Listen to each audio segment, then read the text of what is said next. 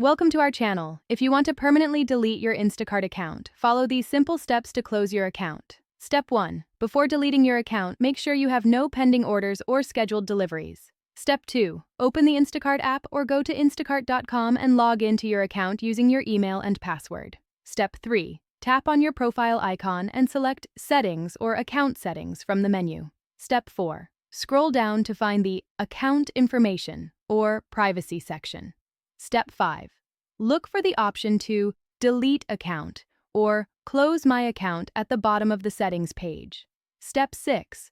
Click on Delete Account and read the information about what happens when you close your account, including loss of order history and saved addresses. Step 7. Instacart will ask you to provide a reason for deleting your account.